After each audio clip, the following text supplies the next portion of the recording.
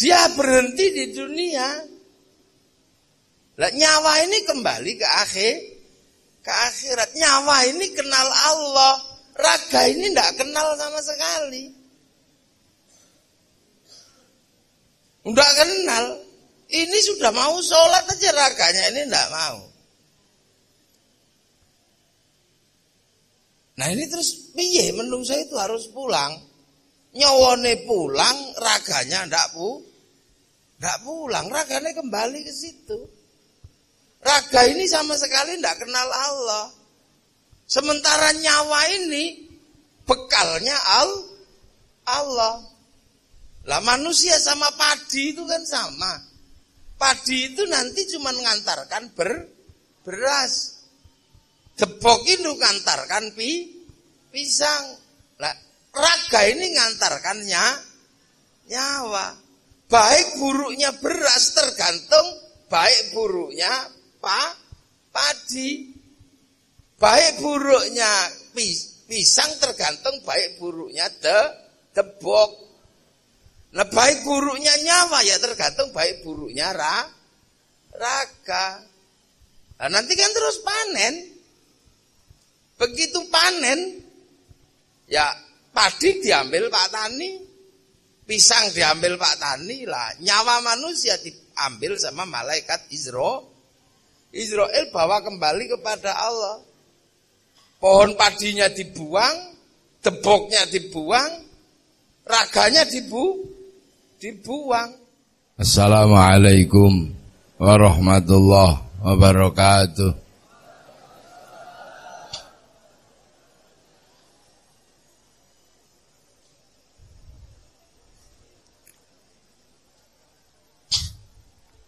Niki wau kok ngarep niku kula kira cilik lawange mek sak menten ngeten iki jerone gedhe kaya ula.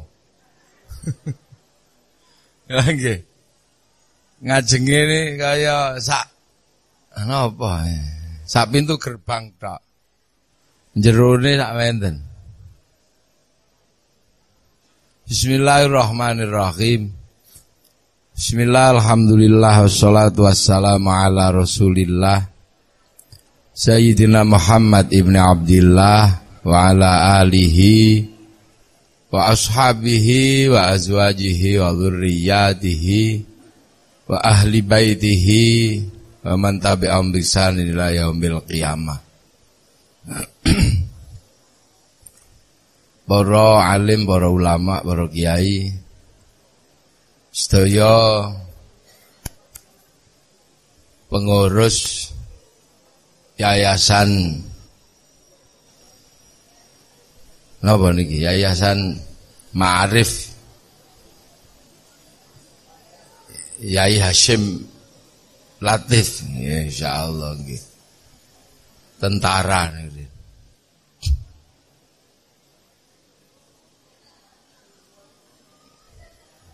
Para wali murid, guru niki. Wah niki guru kabeh. Kula kita nek wali murid. Pantesan wangi ambune. Nek wali murid itu apek. Nggih. Lha niki ana kanca-kanca TV 9. Nggih. Para hadirin wal hadirat ingkang minulya. Niki acara ingkang sampun lazim sabadanipun poso. Jadi halal bihalal niku angger bar poso mesti halal bihalal. Pokoknya intine ya kene halal, kono ya halal, ngoten nggih. Kula halal, sampeyan halal. Intine halal bi halal niku mriku.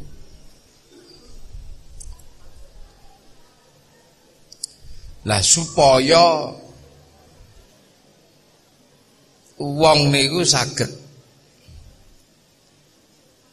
halal sampean, aku yo halal, aku apik sampean apik. Niku syaratnya namanya setunggal. Orang-orang yang mampu ngedhukke nepsune. Apa nggih? Mampu menurunkan hawa nafsunya. Lah, momentum terbesar meruntuhkan hawa nafsu niku nggih wingi nika. Bulan puasa. Bulan puasa. Bulan puasa niku bulan meruntuhkan hawa nafsu. Mila kali Gusti Allah puasa niki dados kurikulume menungso sing mboten tau dilereni. Niki. Dadi nek panjenengan niku duwe kurikulum sing ora tau leren niku lak matematika. Bahasa Indonesia niku mboten tau leren. Gusti Allah niku ndamel sekolahane menungso niku ya ana sing mboten tau leren. Pelajaran niku mboten tau dilereni. Siji pelajaran rabi. Nikah niku kurikulum yang tidak pernah berhenti. Mesti diulangno. Semenjak zaman Nabi Adam tekan Nabi Muhammad niku ana pelajaran nikah nih. Nah, sing kaping kalih yang kedua adalah pelajaran puasa. Pelajaran puasa itu juga pelajaran yang tidak pernah dihentikan sama Allah. Semua itu diajari poso.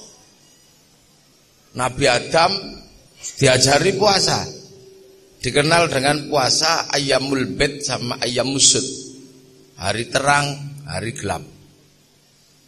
Jadi 13, 14 Ramadan purnama 27, 28, 29 akhir bulan puasa. Nabi Idris ya diajarkan puasa. Cuman puasanya Nabi Idris ini agak ekstrim. Karena apa? Karena cita-cita Nabi Idris itu pengen melihat akhirat. Nabi Idris ini kan nabi kedua yang paling pusing itu. Karena apa? Umatnya selalu nanya, ya Idris, kok kamu ngajak ke surga? Apa pernah kamu lihat surga? Apa kon ya tahu ero Idris? Ya karo, foto-foto karo ada ajak-ajak. Apa pernah kamu lihat malaikat ya Idris? Ya ndak, sama-sama ndak lihat aja kok. Lah maka Nabi Idris itu disuruh puasa sama Allah untuk menempuh cita-cita melihat akhirat biar bisa jawab sama umatnya. Niku digengken poso. Posone ekstrim, tidak boleh makan yang bernyawa. Nah, saat ini dikenal dengan poso mutih. Mutih. Sampai akhirnya Nabi Idris ini nopo mampu menghasilkan apa yang dicita-citakan. Iso ndelok malaikat.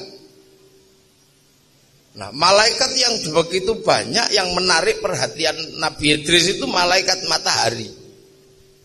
Karena malaikat matahari ini panas, gembrobios gitu.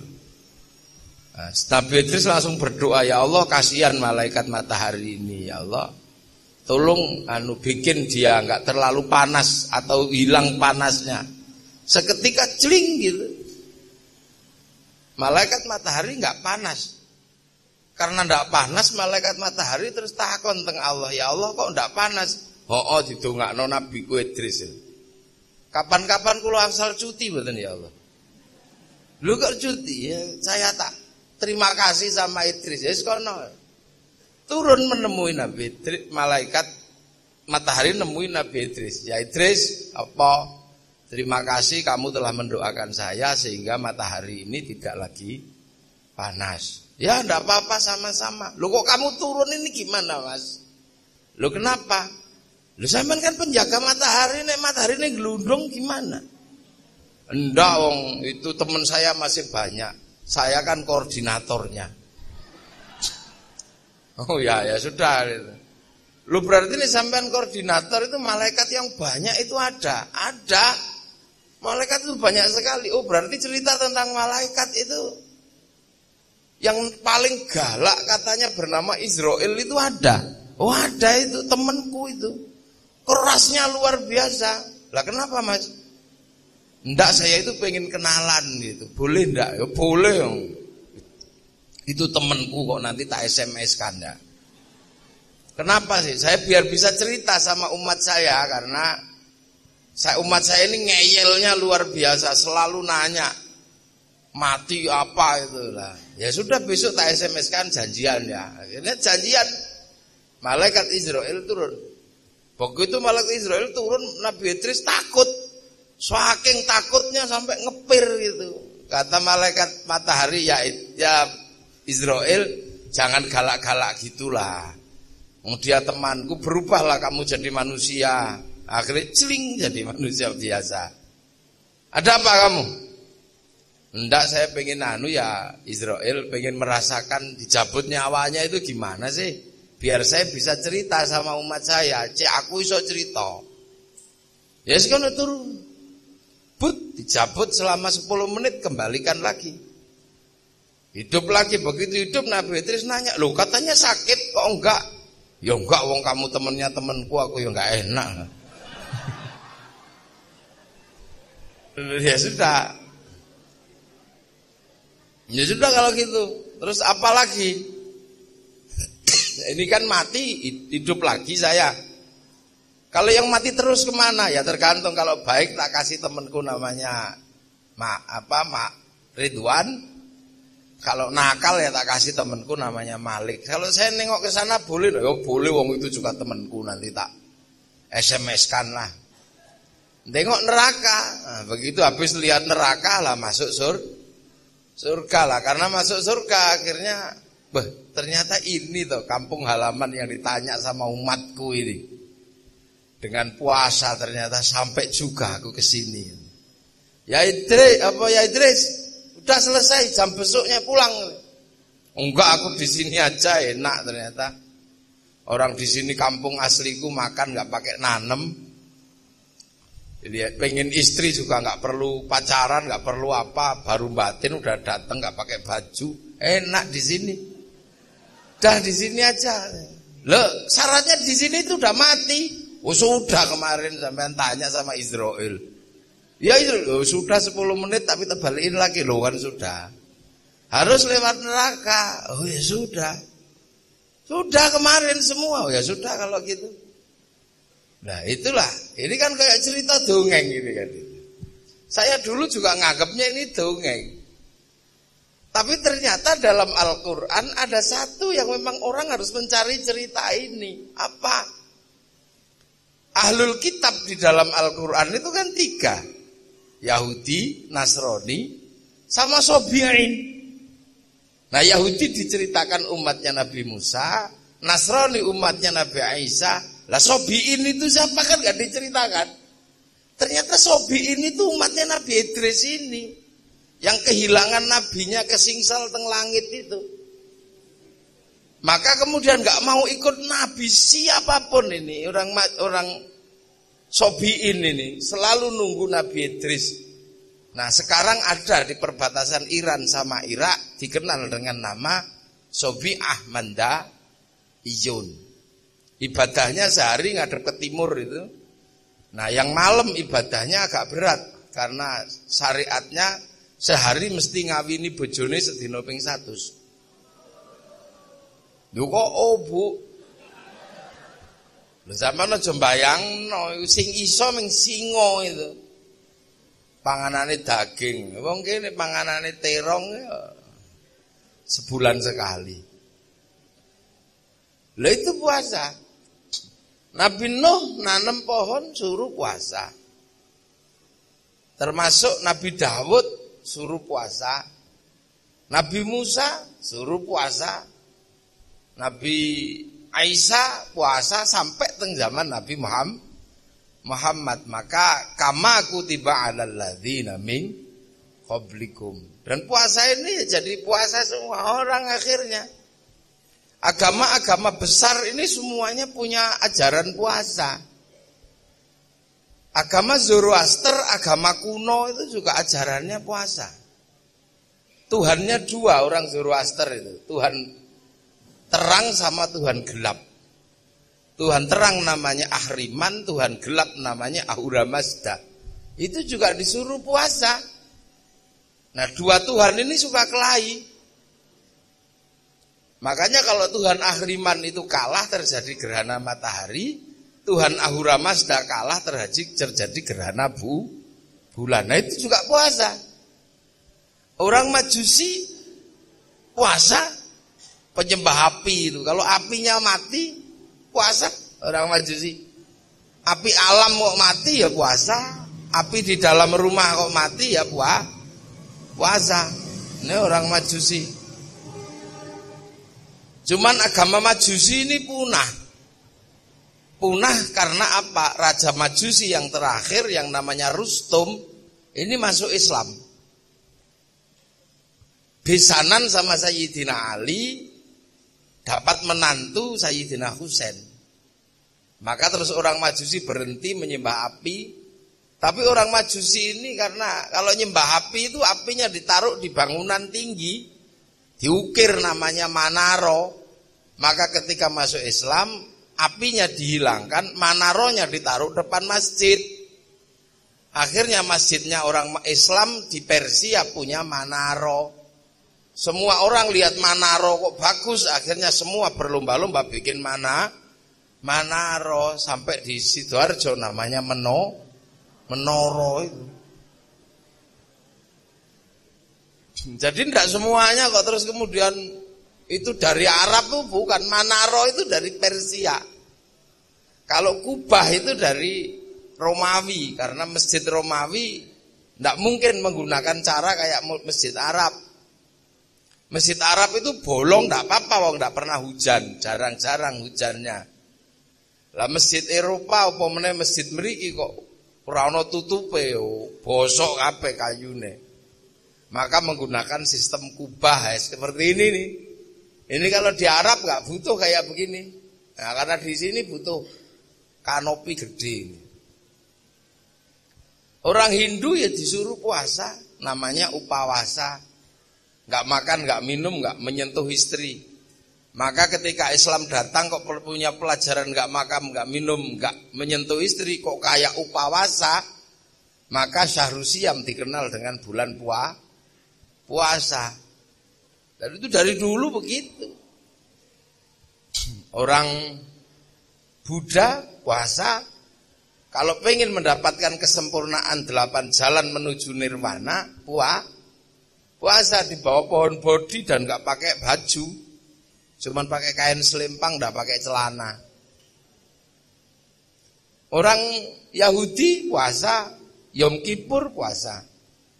Orang Nasrani Jumat Agung menjelang Paskah juga puasa. Jadi puasa ini menjadi pelajaran dari Allah kepada seluruh nabinya, makanya puasa ini menjadi terkenal. Dan peristiwa-peristiwa besar ini lahirnya dari puasa. Nabi Muhammad dapat wahyu setelah 15 tahun naik turun ke Hira puasa. Syabdul Qadir Al-Jilani Ma'rifatullah setelah 25 tahun di padang pasir puasa. Sunan Kalijaga naik pangkat menjadi wali ya setelah puasa 3 tahun. Sunan Geseng 3 tahun puasa, walaupun bacanya keliru, ya Hayu ya Qayyum jadi ya kayuku ya kayumu, ya puasa. NU ini lahirnya juga dari puasa yang berat yang dilakukan oleh Kiai Hasyim Asy'ari. 3 tahun dari hulu sampai hilir Sungai Berantas, 3 tahun baca surat Kahfi. Terus kalau malam tidak pernah tidur. Sholat hajat 2 rakaat, rakaat pertama yang dibaca surat At-Taubah 41 kali, rakaat kedua surat Kahfi 41 kali. Maka ya pantas NU itu jadi besar wong tirakate suwe. Kendaraannya besar, penumpangnya banyak, cuman nyupirnya nggak bisa banter-banter. Jangan sampean bayangkan kayak yang lain banter-banter. Wong penumpangnya monoton. Mereka kalau nggak cingkrang nggak boleh naik. Kalau ndak jenggoten ndak boleh. NU kan penumpangnya macam-macam, Bandar Dadu aja naik. Kan numpang nyopirnya pelan-pelan karena kendaraan besar. Lah kalau yang sana kan kendaraan kecil monoton, yang jenggoten tok, yang cingkrang tok, jadi ya naik. Makanya biasanya kendaraan mereka ini cepet-cepet. Weng gitu. Lah kadang NU itu diselip orang lakson, kaget nih. Tapi ya dinteni, mereka kan walaupun kecil banter tapi nabrakan. Ya ono sing banter nabrak sapi, ada. Nabrak. Nah itu. Termasuk cita-cita besar yang dimiliki oleh Raden Bagus Harun itu. Raden Bagus Harun itu calon Raja Mataram. Pengen punya anak alim tapi jadi raja. Keluar dari kerajaan itu. Puasa 7 tahun di daerah Pagotan sana. Pagotan Ponorogo situ. Sampai 7 tahun itu sumur yang ditirakati itu muncrat 7 meter. Mbah aku untuk Lailatul Qadar. Maka sumur itu dikenal dengan nama Sumur Sewu Wulan. Sampai sekarang kampungnya dikenal dengan Kampung Sewulan. Raden Bagus Harun akhirnya dikasih anak perempuan. Galaknya luar biasa. Dikenal dengan namanya Ageng Alap-alap. Tidak ada yang berani nikah, sing wani ngrabi cuman Raden Santri. Punya anak Mbah Makhdum, lahir Mbah Maklum, lahir Mbah Tafsir Anom, lahir Mbah Kolyubi, lahir Mbah Ilyas. Mbah Ilyas ini kandepak pertama di Surabaya zaman Belanda. Lah dari Mbah Ilyas lahir Mbah Nafikoh, perempuan gewalak itu dinikah sama Kiai Hasyim Asy'ari. Ya akhirnya punya putra Yai Wahid Hasyim.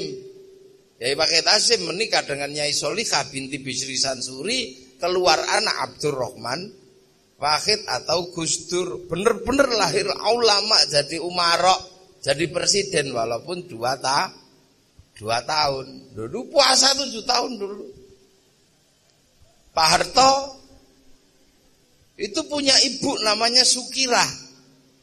Itu enggak terlalu pinter, tapi ketika pengen punya anak jadi raja di Jogja sana, puasa 9 bulan. Karo muni ya Allah anakku sok dadi raja, ya Allah dadi raja. Cari tanggane wong edan wong ora turunan raja kok pengen jadi anaknya jadi raja. Tapi sama Allah ya dituruti kok. Lahir Pak Harto itu keriting jembluk itu. Kasih nama Soeharto jadi presiden 32 tahun. Mbah Manap Lirboyo itu sebelum mendirikan Lirboyo itu puasa ngerawat 56 tahun, saya kata 6 tahun. Mangan uwi itu ngerawat. Sampai uwi nih dicolong gendru akhirnya karo Mbah Manap diganti gadung. Maka jam 12 malam Pondok Lirboyo wambruk gara-gara gendruwo ini mendem. Akhirnya diombeni minyak jarak karo Mbah Manap terus waras. Terus jadi santri tugasnya nyenggot itu nimba sing pakai bambu panjang itu dulu. Nah sekarang gendruwo ini pensiun karena Lirboyo wis duwe sanyu. Pensiun. Lha nggih. Ya termasuk Yai Hasyim Latif ini juga dikenal puasanya sangat kuat. Yai Hasyim Latif, Pak Ud, ini dulu kan murid-muridnya Gus Kholik semua. Gus Kholik itu putrane Mbah Hasyim Asy'ari sing anti peluru.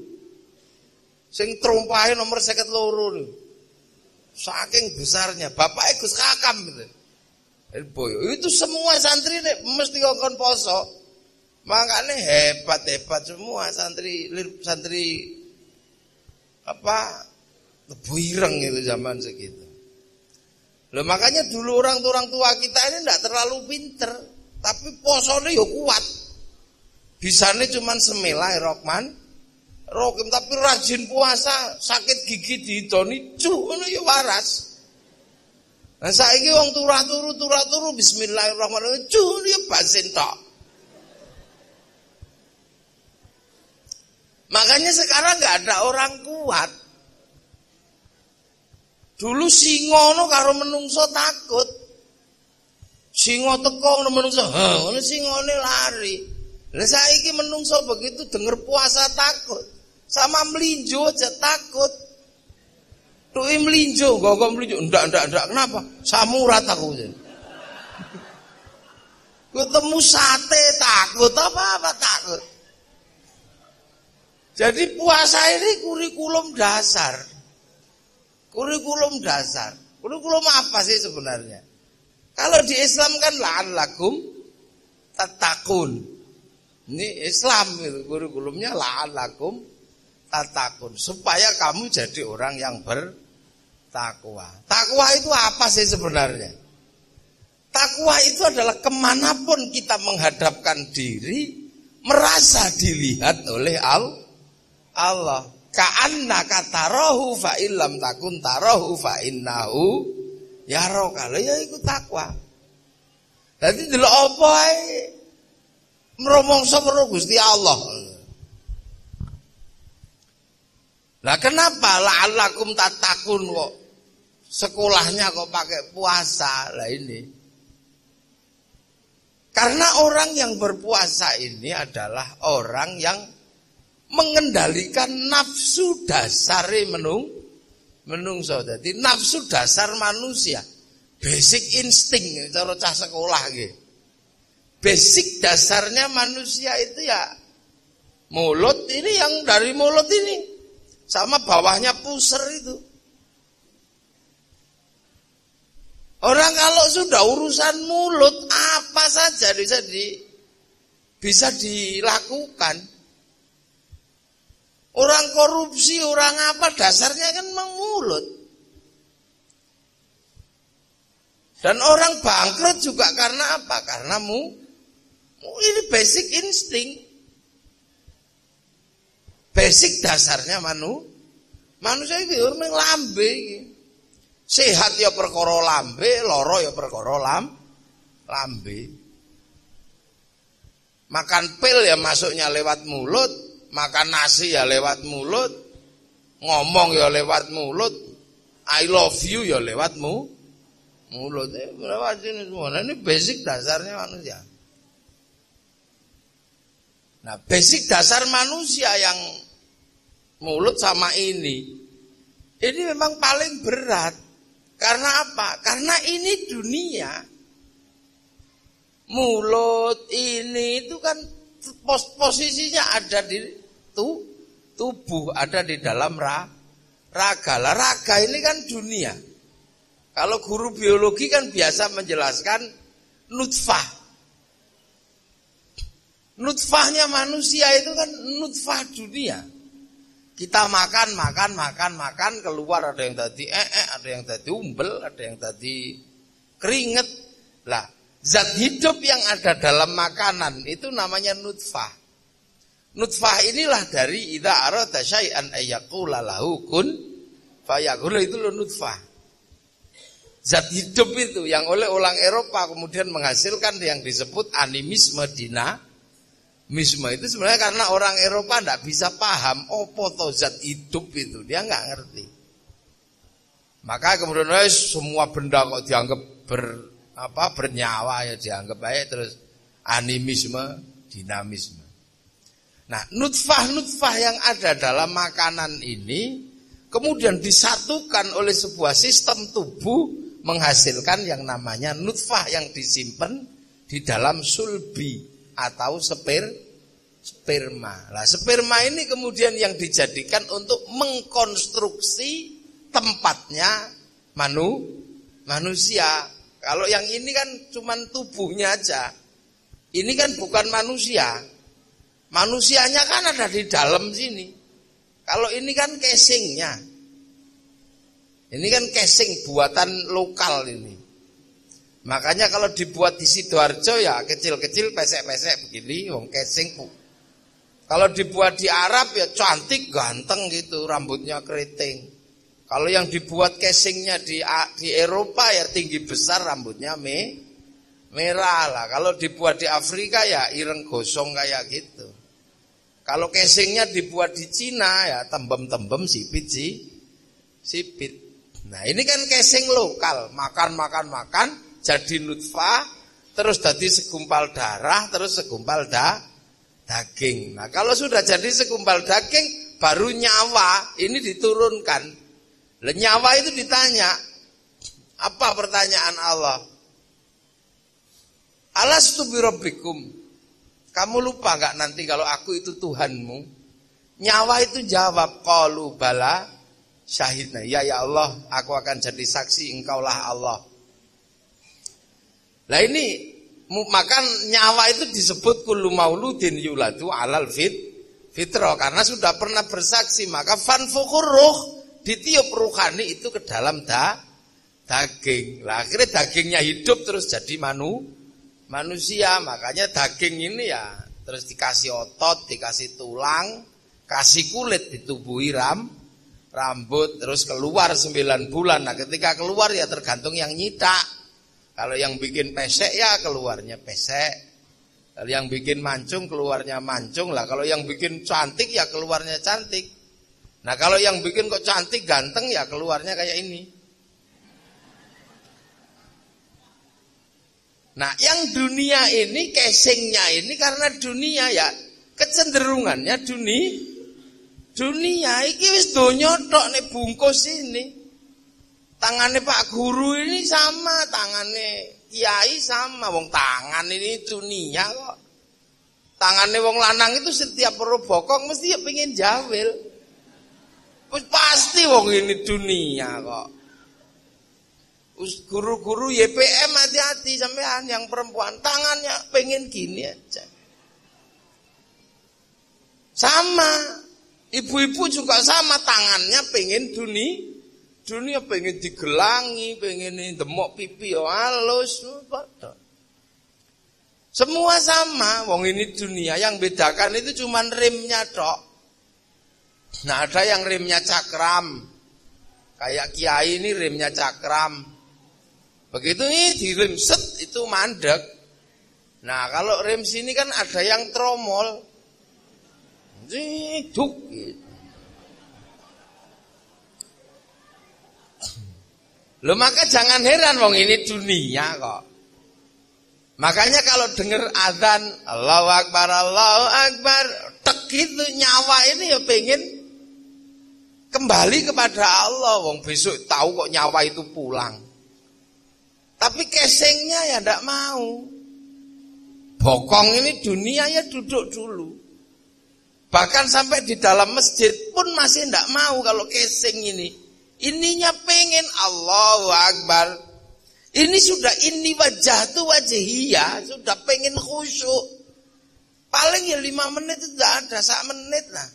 Kenapa? Karena dunia nggak mau, mata ini dunia mesti tidak mau. Begitu ini wajah tu wajihiyah, matanya melek, matanya kembali ke dunia. Loh, rukoe bolong, kuping kembali ke dunia, ono. Dulu es krim milih tahu.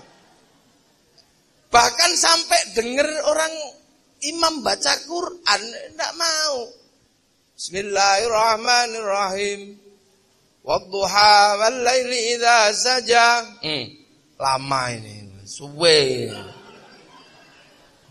Jadi dunia tahu.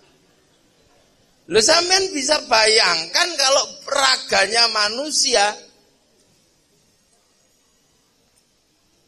Loh, kenapa? Oh, ada. Saya ya. Wis sampean selehno wong ora tak ombe wae lho kok sampean bingung. Ya. Nggih.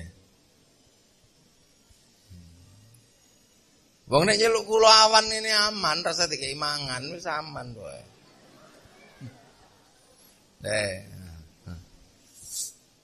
Jadi sampean bisa bayangkan raga ini dunia. Dia berhenti di dunia. Lah nyawa ini kembali ke akhirat. Nyawa ini kenal Allah. Raga ini tidak kenal sama sekali. Tidak kenal. Ini sudah mau sholat aja raganya ini tidak mau. Nah ini terus piye menungso itu harus pulang. Nyawane pulang, raganya ndak pulang, raganya kembali ke situ. Raga ini sama sekali ndak kenal Allah. Sementara nyawa ini bekalnya Allah. Lah manusia sama padi itu kan sama. Padi itu nanti cuma ngantarkan beras. Jebok itu ngantarkan pisang. Lah raga ini ngantarkannya nyawa. Baik buruknya beras tergantung baik buruknya padi. Baik buruknya pisang tergantung baik buruknya debok. Nah baik buruknya nyawa ya tergantung baik buruknya raga. Nah nanti kan terus panen. Begitu panen ya padi diambil Pak Tani, pisang diambil Pak Tani lah, nyawa manusia diambil sama malaikat Israel bawa kembali kepada Allah. Pohon padinya dibuang, deboknya dibuang, raganya dibuang. Lah cuman ketika masuk laboratorium kan sama-sama. Apa yang dikerjakan oleh padi, ketahuan apa yang ada di dalam beras. Unsur beras itu apa saja tergantung kelakuan padi. Walaupun pohonnya nggak ada, tapi ketika berasnya ada masuk laboratorium, ketahuan organik atau bukan organik. Debok itu mau apa saja yang dilakukan, nggak penting. Ketahuan nggak penting. Yang penting masih ada pisangnya. Masuk laboratorium akan ketahuan. Ini dulu ditanemi batang celeng apa batang kucing. Ketahuan ada unsur di dalam pisang. Manusia juga sama. Raga ketika diambil, nyawa ketika diambil, ya apa yang dikerjakan raga sama kayak syuting itu. Syuting itu melakukan apa saja disimpan di dalam memori. Ketika memorinya sudah diambil, syutingnya mau dibanting juga nggak apa-apa. Hasil rekamannya masih ada. Damen itu mau diapain saja sudah nggak penting. Ketika padinya ada, rekaman damen ada. Lah, rekaman-rekaman inilah yang disebut apa?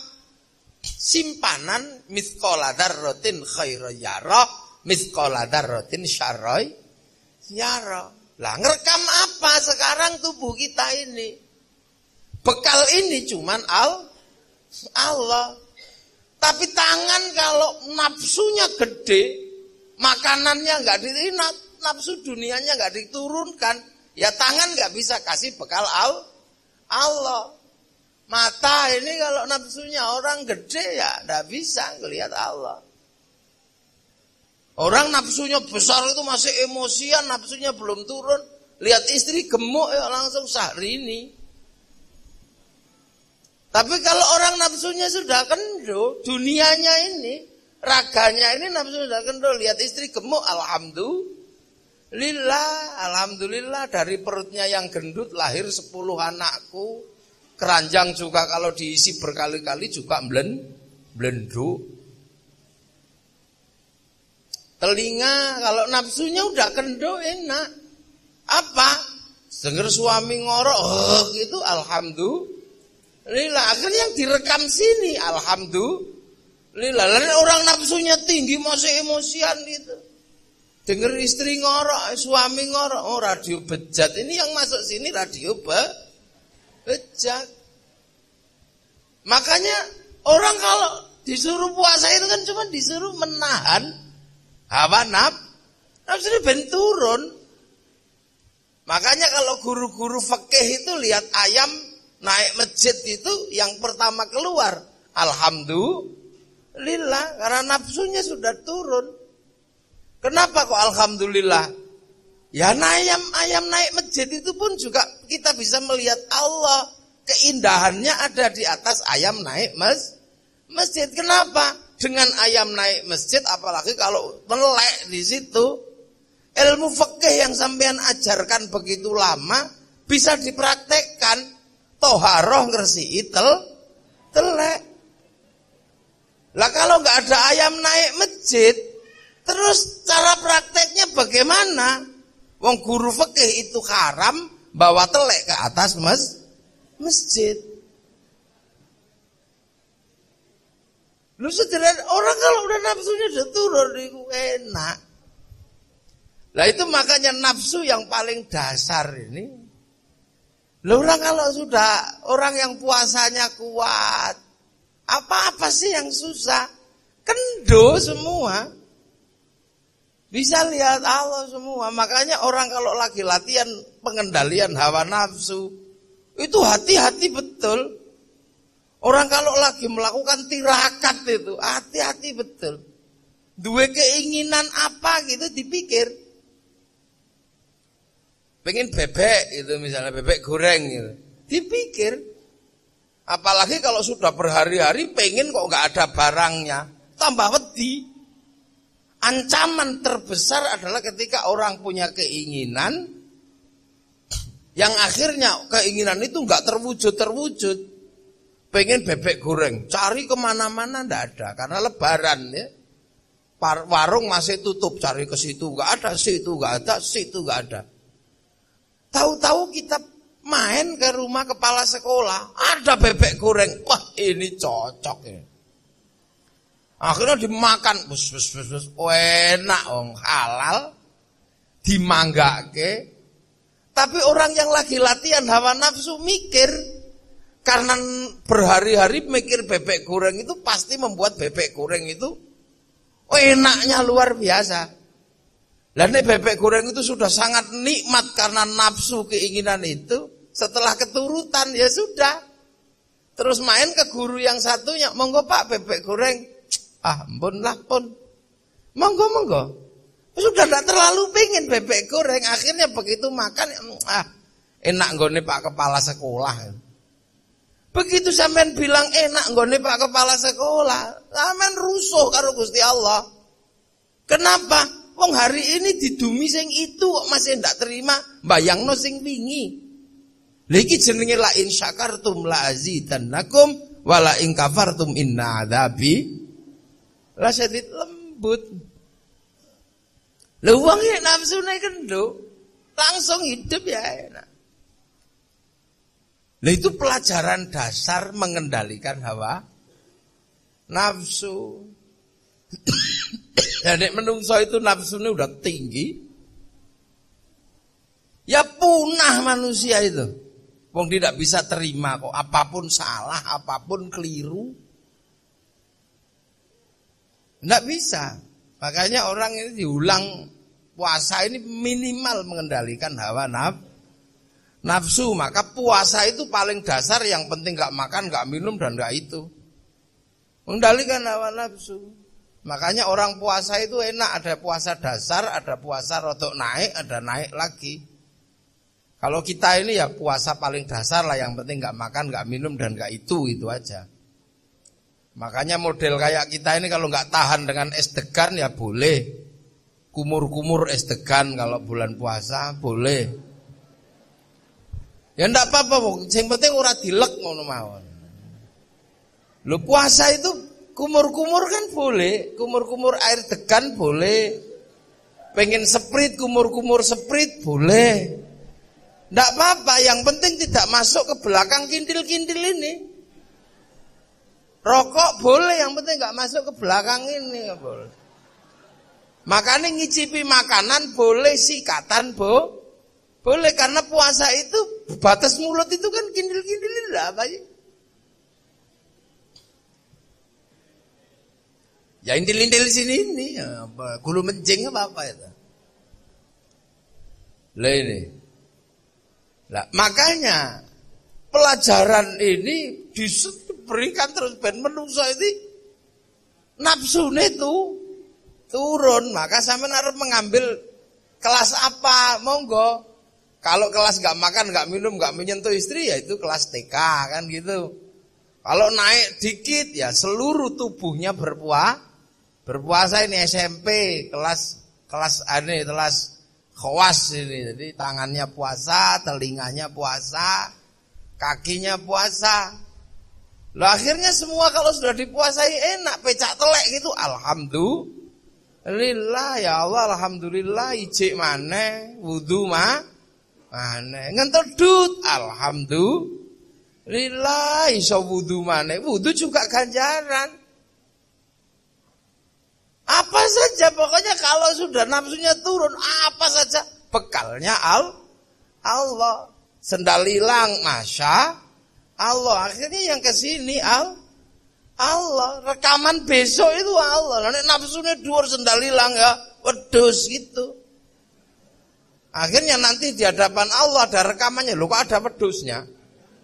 Dus kesini. Apa? Ya Allah, kamu kok ada di dalam hatinya orang ini, kenapa? Iya itu nuduh saya nyuri sendalnya ya Allah.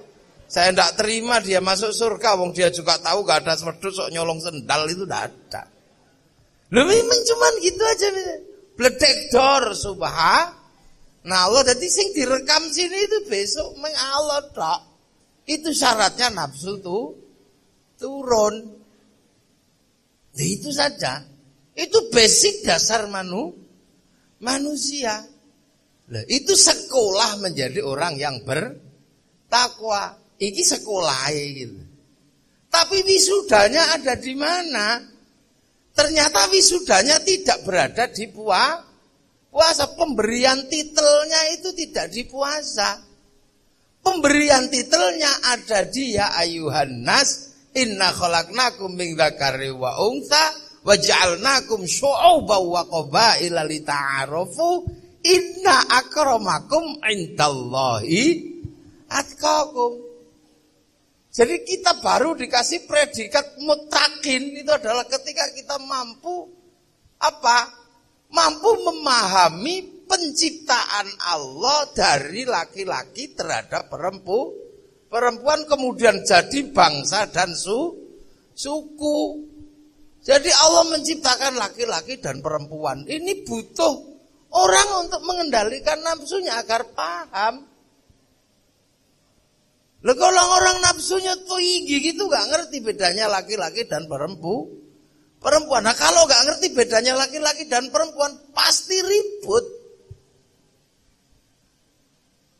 Pasti ribut orang itu kalau gak ngerti bedanya laki-laki dan perempuan. Sing lanang gak paham sing wedok gak paham sing lanang, pasti ribut. Lu perempuan itu kan dibikin gak sempurna. Kalau laki-laki dibikin sempurna. Laki-laki juga harus ngerti perempuan itu gak sempurna. Makanya perempuan bisa sempurnakan alisnya. Gak sempurna alis perempuan itu. Maka bisa disempurnakan pakai celak. Lah laki-laki harus ngerti belikan celak. Lah harus ngerti. Nah laki-laki kan alisnya sempurna dikasih celak malah jelek. Loh itu nanti terjadi keindahan. Perempuan itu bibirnya nggak sempurna, makanya bisa disempurnakan pakai lips. Laki-laki harus ngerti belikan lipstick. Ojo kok bojone dijarno kelus itu ya jangan. Makanya perempuan itu harus dimengerti. Tangannya perempuan itu bisa disempurnakan pakai Gelang, ya tugas laki-laki belikan gelang. Loh itu laki-laki mesti ngerti. Itu basic dasar kehidupan manusia itu adalah perbedaan laki-laki dan perempuan. Karena kelangsungan hidup dunia tergantung laki-laki dan perempuan. Laki-laki tok ya nggak jadi apa-apa. Perempuan tok ya nggak jadi apa. Jadi kehidupan itu karena laki-laki dan perempuan. Nah perempuan itu dikasih apa aja kan bagus. Dikerudungi bagus, nggak dikerudungi ya bagus. Dijembul-jembul ya bagus. Kayak bunga gini ya bagus. Kasih celana panjang ya bagus, celana pendek ya bagus. Nggak dikasih apa-apa ya bagus. Lah itu laki-laki mesti ngerti. Itu basic dasar lah. Kalau kita nggak, itu Allah yang bikin gitu-gitu itu. Allah yang bikin. Loh makanya orang kalau nggak bisa mengerti. Perempuan cerewet, ya memang Allah bikin perempuan itu cerewet. Laki-laki mesti ngerti karena kalau perempuan itu nggak cerewet, anaknya nggak cepet ngomong. Ya cerewet. Perempuan itu suka nangis. Laki-laki juga ngerti.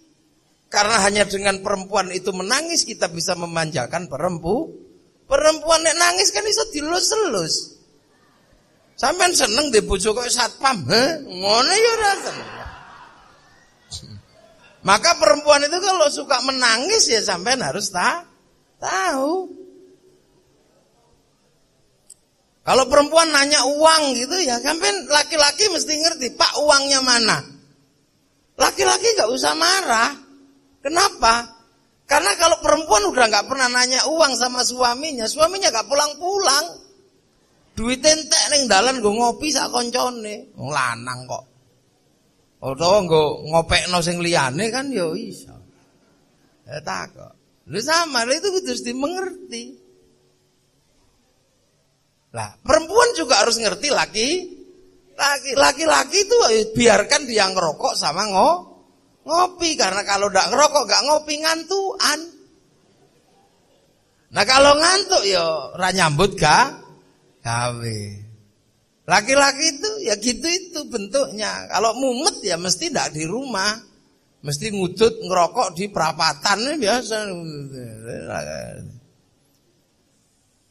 Nah ini syaratnya apa pengertian ini? Orang mampu mengendalikan hawa nafsu. Nah kalau sudah dari sini orang mengerti, maka akan lahir pengertian baru bahwa dari laki-laki dan perempuan tercipta bangsa dan suku. Akhirnya kita ngerti, oh terus pindah ono sing menungso Nabi Adam Siti Hawa. Terus jadi bangsa-bangsa, suku-suku itu dari pengertian perempuan ini. Tetap dari manusia awal Nabi Adam. Yang akhirnya terus ada yang tetap di Arab, ada yang pindah ke Eropa, ya sama semua dari manusia yang satu, dari Nabi Adam. Nah, sampean mesti ngerti kenapa kemudian setelah pengertian terhadap manusia adalah pengertian terhadap bangsa dan suku. Sampean ngerti orang Arab, enggak usah emosi sampean. Ini orang Arab kok cantik ganteng, kita kok jelek-jelek, enggak usah emosi. Orang Arab dibikin cantik ganteng biar kalau nggak mandi tetap aja cantik ganteng. Kenapa? Karena di sana nggak ada air. Kalau dibikin jelek nggak mandi ya welek ngono, ratus. Kayak saya ini walaupun nggak mandi ya tetap cantik, tetap ganteng gitu. Makanya dasarnya begitu. Emang nggak usah emosi. Orang Arab itu ya memang begitu, dibikin cantik, ganteng. Karena gak ada air. Orang Eropa dipikir tinggi besar, rambutnya merah. Kita gak usah marah. Karena Allah ngasihnya begitu di tempat yang paling ekstrim. Ada musim dingin di Eropa itu, makanya dibikin gede. Kalau dibikin kecil gini ya mati kaduan. Ngerti aja. Orang Eropa kalau ke sini pasti udah. Sampean juga harus ngerti, nggak usah marah. Nggak usah kok terus bikin perda syariat buat turis itu, nggak usah. Karena kalau di Eropa musim dingin ya sana itu, ya lihat. Tidak ada matahari, sinar ultravioletnya nggak ada. Sehingga kulit berubah karena pigmennya hilang. Akhirnya warnanya jadi kayak tekek gitu. Lah nyari ultraviolet kemana? Kayak negeri yang tropis kayak kita. Maka kesini ke Kenjeran, udah di sana. Itu bukan porno, itu dede. Nah, ini penguasa ini mesti ngerti, nggak usah ribut. Musim dingin Eropa nggak punya daun. Makanya sampean nggak usah marah sama pohon Natal. Kenapa pohon Natal itu cemara? Ya karena bulan Desember itu nggak ada daun yang nggak rontok. Semuanya rontok, yang nggak rontok cuma daun cemara. Makanya kalau bulan Desember Natal pakai daun cemara. Sampean nggak usah emosi ngetoki wit cemara ning dinti, nggak usah. Coba kalau Natal itu asli sini, ya iso wit jambu, iso godhong.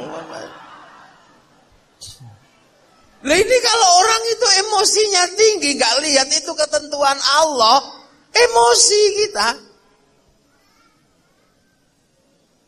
Kenapa sana tinggi besar, kita kecil-kecil, sana dibikin sulit sama Allah. Mau makan ikan aja susah orang Eropa kalau musim dingin, seluruh sungainya membeku. Makanya di musim panas mengawetkan ikan namanya sarden. Lah kita ngapain ikut-ikutan makan sarden? Wong angger ngambil ikan di kali ono, ora ketemu iwak ya kupang. Ora ketemu kupang ya kodok ya ono. Indah hidup ini di sini nih. Eropa kalau musim dingin perang ya sampean nggak usah marah kalau orang Eropa perang. Kenapa orang Eropa itu kok ngajak perang kemana-mana di Timur Tengah kok perang? Ya mereka harus ngambil minyak untuk apa?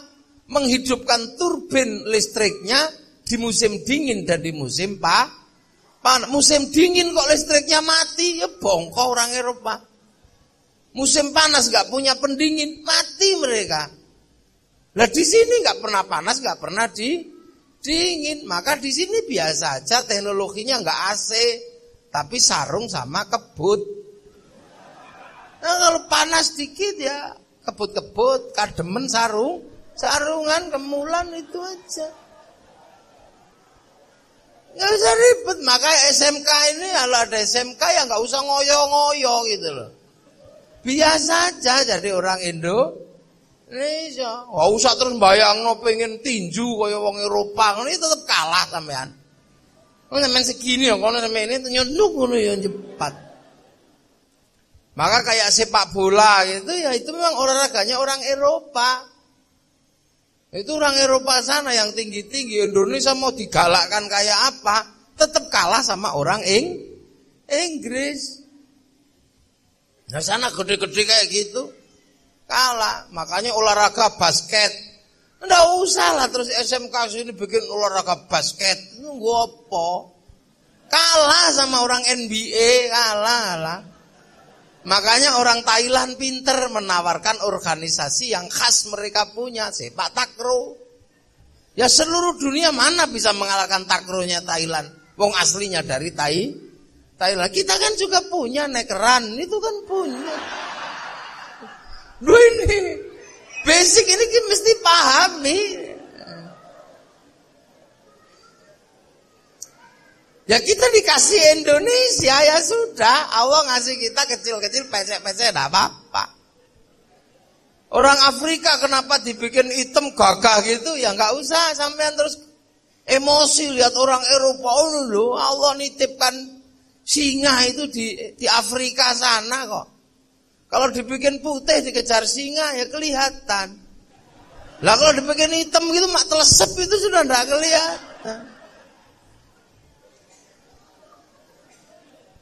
Orang Cina, ya orang Cina itu ya mesti tebem-tebem sipit gini. Karena kalau musim dingin salju turun, apa? Mataharinya kelihatan. Salju turun terus ada matahari kan ya silo ya begini.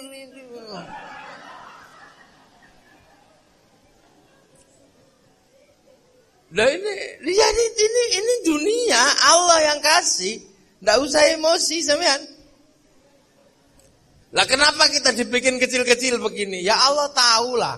Orang kecil-kecil harus ditempatkan di tempatnya yang paling baik, namanya Indonesia. Apa yang nggak ada di sini? Paling enak hidup di sini nih. Saya ini penjelajah dunia. Mana dunia yang belum pernah tak datangi? Semua sudah pernah tak datangi. Dari yang paling indah sampai yang paling ekstrim, tahu tak parani. Nggak ada hidup itu seindah di Indonesia, nggak ada. Kenapa? Karena Indonesia punya satu yang tidak dimiliki oleh dunia. Apa itu? Matahari yang tidak pernah ingkar janji. Pagi terbit, sore terbenam. Itu hanya milik Indonesia. Yang lain tidak punya. Makanya orang Indonesia nyantai kayak begini. Ngaji pagi ya biasa. Ngaji siang biasa. Ngaji malam ya biasa. Semalam di Nganjuk saya selesai ngaji jam 1:30 ya biasa. Lah kalau orang Eropa, kalau musim dingin ya gini. Ini aja matahari terjauh ini. Bumi terjauh dari matahari udah kademen dong gini. Nah ini. Nah, ini kalau kita tidak kembalikan kepada Allah, kita emosi lihat kayak gini, ya nggak ketemu. Nah ini loh, maka kalau orang mengerti ini, dia akan mengerti. Itu. Nah ini yang ditulis di belakang ini semua basicnya dari situ. Maka orang kalau ngerti kayak gini bisa bersahabat sesama manusia, bersahabat antar bangsa, ukhuwah watoniyah ya jalan, ukhuwah basyariyah ya jalan. Itu lah ukhuwah islamiyah ya jalan. Lah kenapa? Ya karena di situ disebut ya ayuhan nas inna khalaqnakum min dzakarin wa unsa wa ja'alnakum syu'uban wa qabaila. Lah inilah di basic dasar ukhuwah watoniyah sama ukhuwah apa?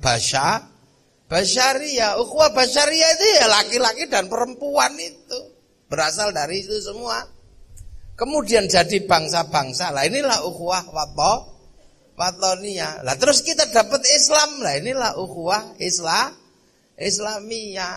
Loh makanya ketika kita ukhuwah Islamiyah lah ya kita juga tahu. Itu kita tidak ribet. Nah kalau ini sudah enak ya kan enak. Lah ketoke sing paham ngono ku sing iso ngerti ngono nameng NU. Liyane NU ora gelem ngerti.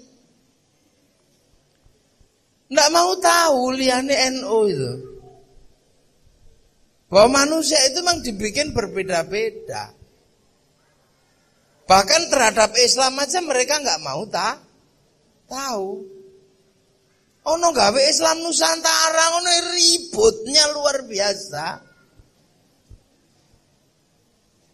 Lu wong Islam Nusantara lho kok diributi ngopo to? Wong iku carane wong Indonesia mengikuti Islam. Itu kan carane.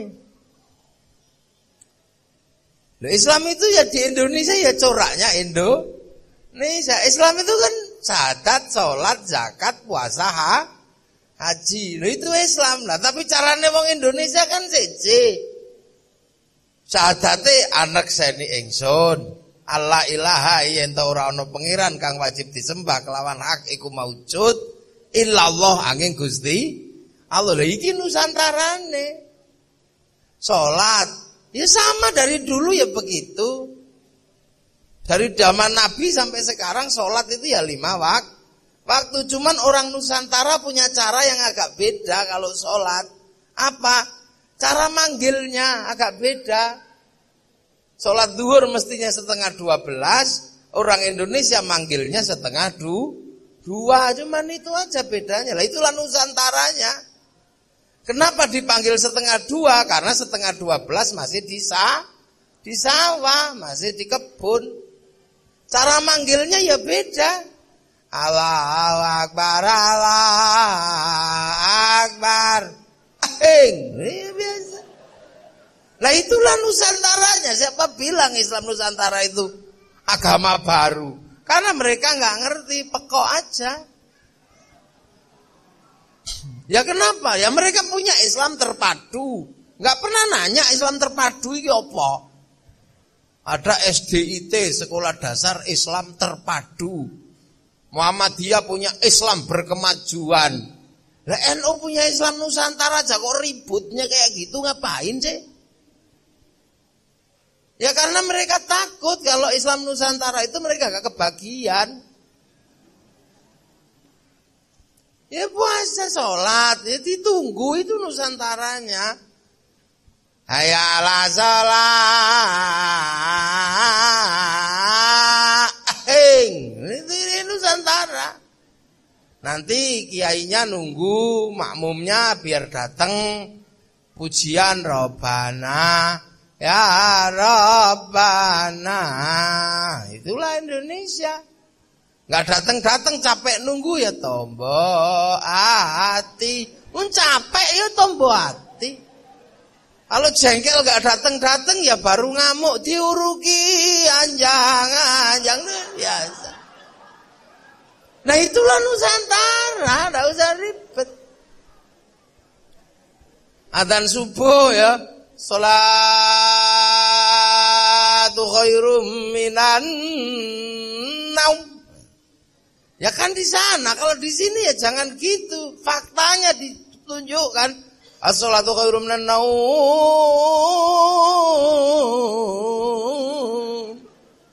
Iya, sholatnya pendek, tidurnya yang panjang lu sini biasa. Lu ngono iku sik ning NU sing isih eneng itu biasa aja. Ini NU. Terus sholat Allahu Akbar, terus toleh ini. Telinga denger apa bocor. Ya orang Nusantara ya nambal. Wong sholat kok bocor denger apa, udah bilang Allahu Akbar. Allah Maha Besar tapi tetap kalah sama tukang bakso. Sudah Allahu Akbar itu mestinya kan tidak ada yang lain selain Allah. Tapi kalau orang sini tetap kalah, ada ting bakso. Lah itu maka orang sini butuh ditambal. La ilallah. Ya enggak usah protes. Kok pakai gedek-gedek begini? Ya orang Nusantara. Lah tapi sokabat kalau zikir kan diem. Nah sokabat kan murid Rasulullah. Berada di samping Rasulullah, masuk wifi-nya Rasulullah. Lah wifi-nya Rasul ya online kono. Lah kalau di sini diem ini ya tidur.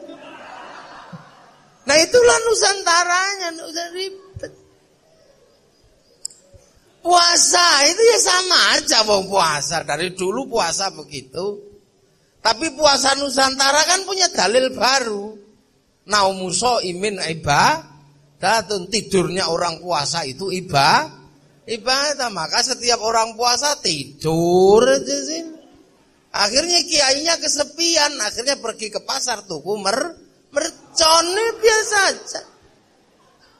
Nah itulah Indonesia, enggak usah ribet ya. Haji sama aja haji.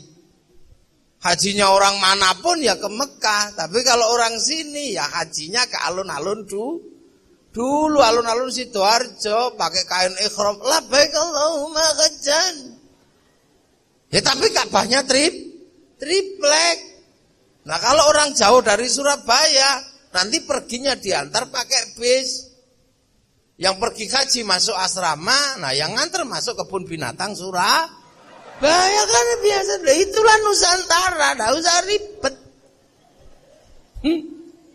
Jadi ada orang memahami Islam Nusantara itu kayaknya model baru.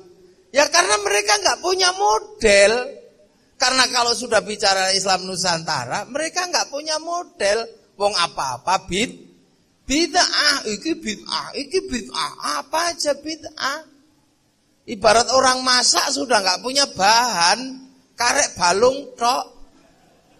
Makanya mereka ini kalau masak ya mau balung tok ya micine kendeli akhirnya lahir generasi micin itu. Lah NU masih lengkap semuanya. Ya orang Nusantara kenal Nabi, ya ndak kenal. Bagaimana orang Nusantara kenal Nabi? Wong kenale kiai. Ya kenale Kiai Hasyim Latif kan gitu. Kiai Hasyim Latif ngerti Islam kenal sama Kiai Hasyim Asy'ari. Kiai Hasyim Asy'ari kenal Islam karena kenal Kiai Khalil sama Kiai Asy'ari. Lah Kiai Asy'ari ngerti Islam soalnya kenal sama Kiai Khairon. Mbah Khairon kenal Islam karena kenal sama Mbah Abdul Wahid Solotigo. Mbah Abdul Wahid kenal Islam karena kenal sama Kiai Abdul Halim Boyolali. Mbah Abdul Halim kenal Islam karena kenal sama namanya Kiai Sufyan Tuban. Kiai Sufyan ngerti Islam karena ketemu sama Kiai Jabar. Kiai Jabar ngerti Islam ketemu sama Kiai Abdurrahman Sambu Lasem. Mbah Sambu kenal Islam karena ketemu Mbah Benowo. Mbah Benowo kenal Islam karena kenal sama Mbah Sunan Geseng, Mbah Cokrojoyo. Mbah Geseng kenal Islam karena kenal Sunan Kalijogo. Nah Sunan Kalijogo kenal Islam karena kenal sama Mbah Bonang. Mbah Bonang kenal sama Mbah Ngampel. Mbah Ngampel kenal sama Mbah Brohim. Mbah Brohim kenal sama Syekh Jumadil Kubro. Syekh Jumadil Kubro kenal sama Said Muhammad. Said Muhammad kenal sama Said Ahmad Jalaluddin Cempo. Karena kenal sama Said Alawi Amil Faqih, kenal sama Said Ahmad Sokib Mirbat, ketemu sama Said Ali Kholiq Qasam, ketemu Said Alwi, ketemu Said Muhammad, ketemu Said Alwi, kenal sama Said Ahmad Al-Muhajir, kenal Said Isa An-Naqib, kenal Said Ubaidillah, kenal Said Muhammad, kenal Said Ali Uraidi, kenal Said Ja'far Shodiq, kenal Said Muhammad Bakir, ketemu sama Said Ali Zainal Abidin, ketemu sama Sayyidina Hasan Husain, ketemu sama Sayyidina Ali. Lah Sayyidina Ali ngerti Islam karena ketemu sama Rasulullah. Lah kita ndak ketemu, ya ketemu nih kiai-kiai ini. Maka kiai-kiai punya tanggung jawab. Nah itu loh makanya ada istilah ahli sunnah wal jamaah. Lah NU di situ ahli sunnah itu ya Rasulullah yang mengerti Al-Qur'an karena dzalikal kitabul la raiba fi hudal lil muttaqin. Hudan itu masdar. Masdar itu mesti ono fa'ile. Lah fa'ile sapa ya Rasulullah. Lah Rasulullah punya jamaah namanya sahabat mulu ahli sunnah wal jamaah. Lah jamaahnya sahabat itu siapa? Ya tabi'in. Jamaahnya tabi'in itu siapa? Ya tabi'ut tabi'in. Jamaahnya tabi'ut tabi'in ya tabi'ut tabi'in. Lah sampean jamaahnya siapa? Ya jamaahnya ulama ini. Kiai-kiai ini. Makanya namanya cuma Nahdlatul Ulama karena kita cuma ketemu sama ulama. Coba kita ketemu sama Nabi. Nahdlatul Sahabah kita itu. Lah ini kan cara itu. Lah maka ulama punya tugas mengenalkan kita ke Rasulullah. Ya mbok piye carane wong ulama iki. Tugasnya memang membuat Islam ini bisa dikenali, dipahami oleh jamaah. Allah itu cuma nurunkan bikin padi. Tapi tugas ulama bagaimana padi itu bisa dimakan. Ono selepe, ono sego, nek dibuntel godhong lontong, buntel janur kupat, ra dibuntel sego, gondol cecek siji upo, uplek-uplek bubur. Itu semua ya dari padi. Lah itulah tugas kita untuk memberikan suguhan kepada masyarakat. Bid'ah semua. Lah kalau nggak mau bid'ah dalam urusan padi, ya jadi manu emprit sudah. Todol tuk lek ngono sudah beres. Wong kita ini tugasnya apa? Ada nasi ya bikinlah dodol biar bisa disuguhkan. Nah, akhirnya kita bikin dodol dicampur sama gula, campur sama air jadi dodol. Semua orang juga tahu dodol itu dari beras, tapi yang baru datang nggak melihat ini beras, akhirnya dodol mateng disiram beras.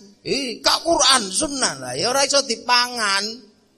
Makanya kemudian berasnya dibuang, begitu berasnya dibuang anti beras. Ya enggak, ini dodol sudah mateng, enggak usah disiram Beras NO itu sudah barang jadi, ndak usah dibilang Quran sunnah. Kalau kamu mau masak dhewe, ora usah ngrusui masakanku. Kok ribet.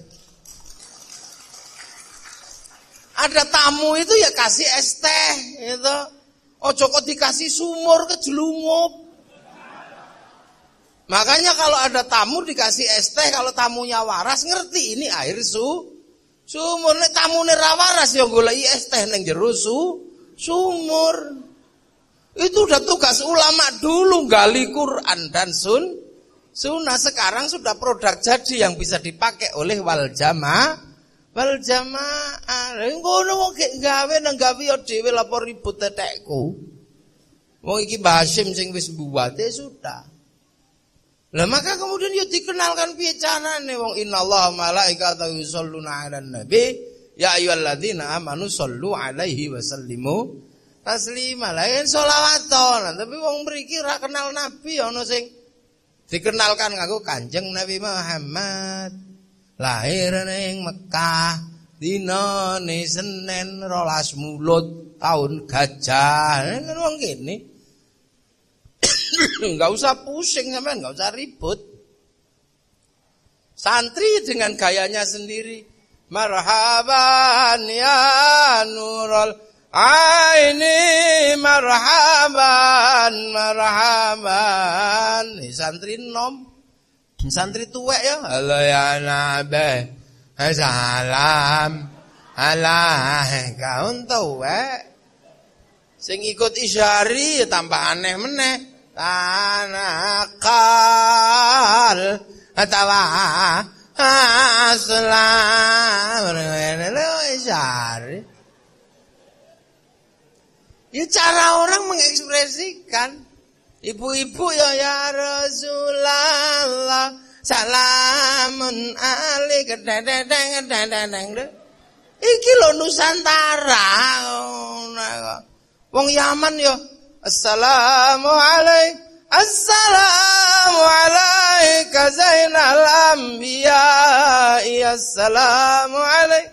Lah wong Jawa ya Rasulullah salamun alaika.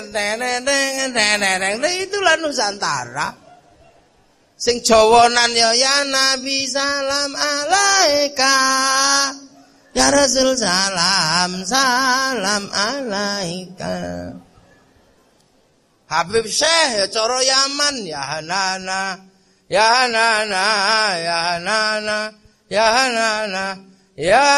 Nabi Muhammad zalikal fadlu min Allah. Kok ya Hanana. Cara sana itu cara Yaman sana, Islam Yaman begitu, Nusantara begini. Tapi karena itu dibawa ke sini oleh Habib Syekh lah, orang sini nggak terlalu ngerti, tapi seneng. Akhirnya Nusantara nyumbang gendero, ya nana itu. Oh, ya ono gendero slang, ono gendero Iwan Fals. Lah itu sumbangan Nusantara, biasa ngono ribut. Lah iya toh. Lah makanya Gus Dur juga nyumbangnya beda. Gus Dur bikin ya sholawatan ya dangdut. Astaghfirullah Rabbal baraya, astaghfirullah minal khadaya. Rabbi zidani ilman nafi'a wa wafiqni amalan salihan. Kan dangdut nih. Tuhan pengasih lagi penyayang, tak pilih kasih, tak pandang sayang. Dengan itu. Nah itulah Nusantara, karena itu dangdut. Ida Laila yang nyanyi. Grupnya Awara.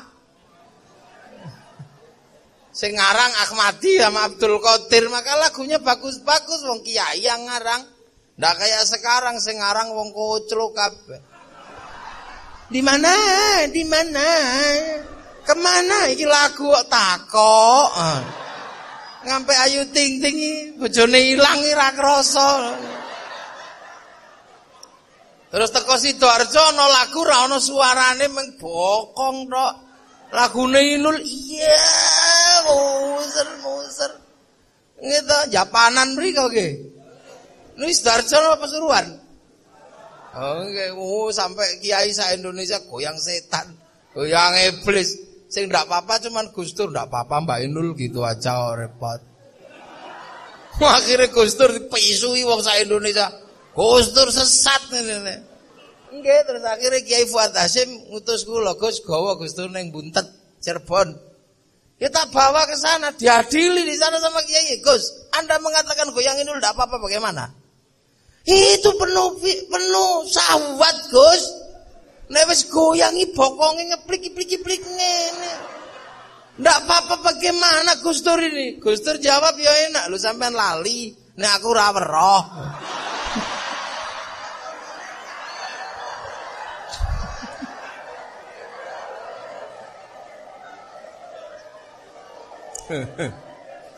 Lah inilah Indonesia. Ini biasa mawon. Lah itu makanya sampai Habib Ali Al-Jufri itu teng Makkah mriku niku gumun. Kok bisa orang Indonesia itu lahir cinta yang begitu kuat pada Rasul?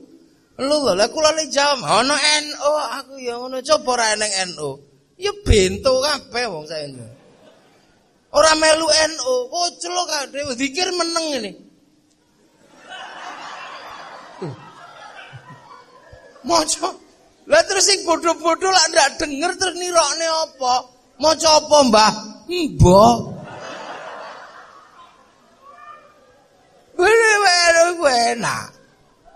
Sholawatan ini pencinta Rasul akeh. Mula sebab cinta ya gayane siji wong orang kalau sudah cinta itu kan penuh mahabbah. Ungkapan-ungkapannya ya anta Samsun, anta Badrun, ya Rabbi bil Mustafa itu kan ungkapan cinta. Lah saat ini banyak orang melihat ungkapan mahabbah didelok dari ilmu fikih, rusuh ilmu fikih kok delok ilmu cinta. Bahasa cinta itu, Dek, sehari aku enggak ketemu denganmu, mati aku. Lah niku nek cara fikih kan rusak. Masa enggak ketemu sehari aja mati? Haram, Mas, musyrik kamu. Yang bikin mati itu Allah. Ya mau apa terus? Allah dia yang bikin mati. Alah orang cinta. Makanya bahasa cinta itu lihatlah dengan bahasa cinta. Mendelok itu kalimat cinta itu. Ingin ku mati bila tak ingat dosa. Ingin rasanya ku pulang ke rahim ibu. Oh sakmono gedemu mulai ke rahim ibu piye? Loh tapi itu kalimat mahabbah, kalimat cinta. Rhoma Irama kehilangan cinta ya bikin syair yang musyrik. Cara fikih, ku tahu rumus dunia, emang kowe ngerti rumusin dunia? Kaya Gusti Allah ae Rhoma ana ente. Gitu. Seorang kekasih ditinggal pergi sama pacarnya. Enggak mau SMS, tanya sama Allah. Wong cinta kok. Sing dinesoni langsung Gusti Allah, ndak mau nanya. Coba. Seandainya aku bertemu Tuhan, akan kutanyakan tentang dirimu. Lah pacar hilang itu kok Gusti Allah. Loh ini kan ungkapan mahabbah. Robi al-Adawi ya cinta ya beda ungkapan. Ya Allah, kalau ada nikmat buatku di dunia, aku gak butuh kasihkan musuh-musuhmu aja. Kalau ada nikmat di akhirat nanti buatku, aku juga gak butuh kasihkan kasih kekasihmu aja ya Allah. Kalau ibadahku karena pengen surga, tutup surga itu dariku. Kalau ibadahku kok takut neraka, buka neraka, bakar aku di dalamnya. Tapi ya Allah, kalau aku ibadah karena aku rindu padamu, jangan sekali-sekali kau palingkan wajahmu dariku. Lha iki lak nek cara fikih ya musyrik kucruk iki wong ngono. Lha saniki la ilaha firdausi ala alaqu ala naril jahimi. Lha karo nggo botol arak coba sampean. Ya Allah, ya weh.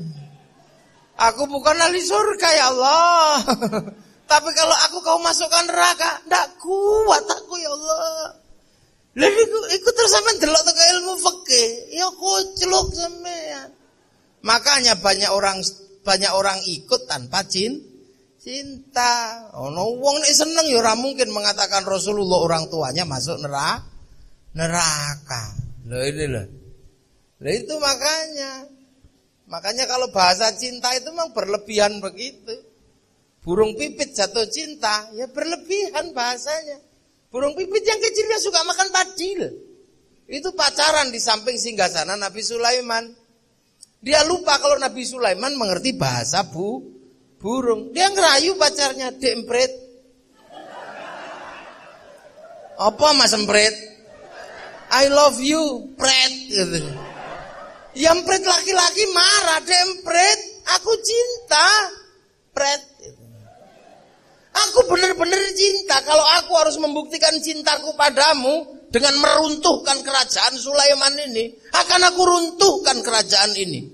Dan akan aku rebut mahkotanya, ku persembahkan padamu sebagai tanda cintaku padamu. Lha iku manuk emprit lho, jatuh cinta muni ning ngono. Nabi Sulaiman yang denger, "Olah pret lambemu." Ya manuk empritnya jawab, "Ya Sulaiman, mengertilah. Inilah kalimat emprit kalau lagi jatuh cinta lu ini." Lho nek gak neng NU apa iso? Ora iso. Lho dia biasa ngawur. Lho itu loh Nusantara. Makanya ukhuwah Islamiyah kita ini terjaga. Ya orang sini disuruh kayak Rasulullah ya enggak bisa. Kurban pakai unta, ya enggak bisa wong di sini kebo sapi. Maksakan diri kurban pakai unta. Ya dicolong, dicekel polisi, nyolong unta kebun binatang Oh ya. Makan pakai 3 jari ya enggak bisa walaupun itu sunnah. Nek lontong kupang terus 3 jari ngene gak ya gocar kacir sendok. Jubah tidak semua bisa. Nek di Arab bisa pakai jubah karena tanahnya bersih. Nang kene telu ngetandur derep jubah ya keserimpet. Loh ini loh makanya ada gagasan-gagasan keislaman. Loh nih kalau kita nggak paham seperti ini, nggak tercipta. Makanya memahami perbedaan laki-laki dan perempuan, memahami perbedaan bangsa. Ini loh ukhuwah basyariyah dasarnya. Watoniyah menjadi bangsa-bangsa dan suku-suku dan menjadi Islam harus ngertilah. Baru atqakum itu ada di situ. Makanya kalau orang sudah bertakwa, itu enak apapun. Itulah yaj'allahu makhraja wa yarzuqhu min haitsu la. Ya akan ada jalan keluar wong kabeh dibalikke ning Allah kok. Lah kalau sudah hidup itu ada jalan keluarnya. Apa yang tidak terjadi? Makanya lau anna ahlal qura amanu wattaqau di situ. Kalau seandainya ahli bangsa ini, warga bangsa ini bertakwa, itu la fatahna, tak buka. Lu itu kan rangkaian kalimat takwa yang kadang kita ndak pahami itu. Makanya sekarang orang ndak bisa terima. Ya ribut kayak gitu. Jadi bangsa enggak tercipta. Sudah tahu orang Arab itu begitu, dia paksakan ISIS, ya nggak bisa. Orang sudah tahu di sini itu Islam Indonesia, dipaksakan Islam model Wahabi, ya nggak bisa. Wahabi itu sampai di Timur Tengah sana, di yang lain jadi ISIS, sampai di Afghanistan jadi Taliban, sampai sini ya jadi teroris karena nggak bisa menerima perbedaan. Di sana mesti khusyuk kalau sholat. Oh ngadep Ka'bah Allahu Akbar. Ya meskipun kukur-kukur ya tetap khusyuk. Wong lihat Ka'bah. Lah di sini pakai kukur-kukur ya hilang entah kemana. Wong baru cecat. Mengerti. Makanya kurma itu ditanam di sini tumbuh tapi ndak buah. Tahu boy. Beginilah. Nah itu baru tercipta. Maka pengendalian dasar seperti inilah yang diinginkan oleh Allah terhadap manusia. Karena manusia nggak bisa mengendalikan watak dasarnya yang seperti nafsunya gede. Yaitu. Makanya Rasulullah menyatakan raja'na min jihadil asghar ila jihadil akbar. Kita pulang dari perang Badar ini perang kecil menuju perang besar. Perang apa? Perang melawan hawa nafsu. Tapi kalau hawa nafsu gak bisa kita perangi, akan tercipta perang lebih besar daripada perang Badar. Akhir-akhir susah. Makanya orang-orang itu kalau 25 tahun kayak siapa? Kayak Syekh Abdul Qadir, nafsunya udah diturunkan, enak hidup itu. Lihat orang kecil, ya Allah ini anak kecil sekali pasti lebih dekat kepada Allah karena belum berdosa. Lihat yang tua, ya Allah ini tua kayak begini pasti pahalanya lebih banyak karena sudah beribadah lama. Lihat orang dablek, ya Allah ini dablek tapi jangan-jangan ini besok gak dablek, malah saya yang jadi dablek. Lihat orang kafir, ya Allah ini kafir, jangan-jangan besok jadi mukmin, malah kita yang jadi kafir. Ya kembalikan semua kepada Allah. Enak hidup itu. Punya presiden kurus, gajinya kotak-kotak, alhamdulillah. Kecil-kecil begitu, jalan tol jadi kok. Yang gagah-gagah malah cuman merencanakan tok. Lah kalau cuman merencanakan, murid SMK juga bisa. Rencana ke bulan bisa, cuman gitu aja kok susah. Nah sekarang orang udah bisa terima, salah, ini salah, punya Pancasila salah, punya bendera salah, apa aja salah. Ini nafsu kalau gak dikendalikan, bubar bangsa ini. Kalau dulu kiai ndak apa-apa, ulama, syaikhun, ustadzun dikasih nama kiai, emosinya nggak tinggi, padahal kebo ada namanya kiai selamat, kok orang udah marah. Musola masukkan sini namanya langgar. Syaikhun ustadzun kiai, tilmidun muridun santri, sholat sembahyang. Kayak ibu-ibu itu loh, nggak usah ribet. Isinya apa, bungkusnya apa, bungkusnya kongwan, isinya rengginang, udah gitu aja.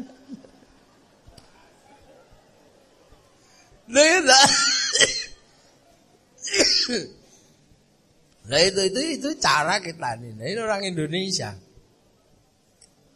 Tapi pelan tapi pasti pemahaman terhadap keislaman dimasukkan dalam paham kebangsaan. Bangsa dan suku kita berbeda-beda, kasta-kasta di sini. Islam mau masuk ya dirubah dulu kasta-kasta itu. Kenalkan istilah baru cara Islam namanya musyarakah. Menghilangkan kasta, menghilangkan raja dan hamba, masukkan istilah musyarakah yang akhirnya dikenal dengan bahasa masyarakat. Ini enak orang dulu itu. Nggak ribut kayak sekarang. Oh khilafah, kamu itu bodoh baru datang nggak ngerti urusan. Musyarakah. Setelah itu hilanglah raja dan hamba, hanya sebutannya yang masih ada. Kawulo masih ada karena orang sini bilangnya kulo. Hamba orang Padang bilangnya ambo. Sahaya orang Melayu bilang saya. Abdi orang Sunda bilang abdi. Pukulun orang Banjar bilang ulun. Tapi struktur besarnya dirubah. Hilangnya raja hamba, masuk istilah ra'iyah. Kullukum ra'in wa kullukum mas'ulun an ra'i. Yati satu ra'iyah itu saya ngomong sapa? Nabi diserap untuk saling bertanggung jawab bernama rakyat. Satu-satunya bangsa Islam yang mampu menyerap kalimat ra'iyah menjadi rakyat hanya ulama Indonesia, yang lain enggak bisa. Iki lo kurang apa? Ulama mbiyen hebat. Biar kalau ro'iyah ini duduk, makanya kan nggak boleh nyebut kafir orang Indonesia, karena orang Indonesia sudah naik pangkat menjadi ro'iyah. Lah kok diturunkan jadi kafir ini gimana sih?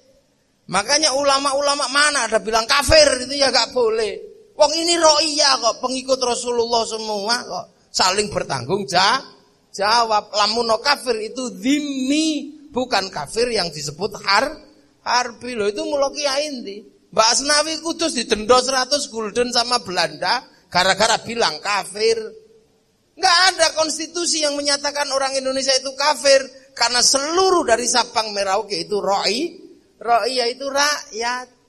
Makanya para wali masukkan lagi, biar kalau duduk bersama-sama gini nggak ribut, tapi mendapat rahmat Allah. Duduk bersama-sama namanya majelis. Tafassahu fil majalis fafsahu yafsahil.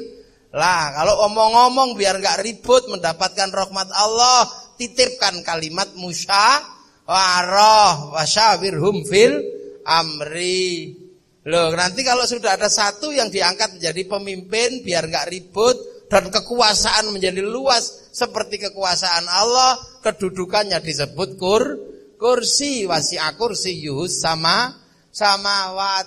Lah biar anak bangsa ini nyaman hidupnya, maka kemudian kenyamanan itu adalah karena Allah. Nah, kenyamanan karena Allah itu hanya diberikan kepada para kekasihnya. Kekasih Allah itu la khaufun alaihim walahum yahzanun, itu namanya wali. Biar semua merasakan kenikmatan menjadi apa? Menjadi bagian dari para wali, maka Sabang Merauke disebut wilayah.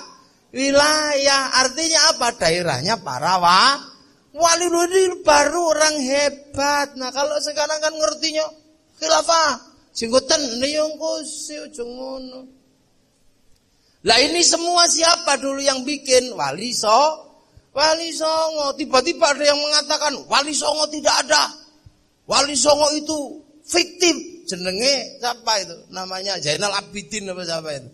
Yang penelitian bahwa Islam masuk dari Arab langsung. Lah Kiai Said sebagai ketua NU marah, wong Wali Songo kok dibilang tidak ada. Nah yang olok-olok itu semuanya punya jenggot. Makanya sama Kiai Said, dasar orang kalau berjenggot itu goblok, katanya kan gitu. Itu maksudnya orang yang olok-olok Wali Songo tidak ada, itu kan jenggoten semua. Zainal Abidin, Basalama, Jawas, Sopo itu kan jenggotnya kabeh. Akhirnya mereka balas Kiai Said yang goblok.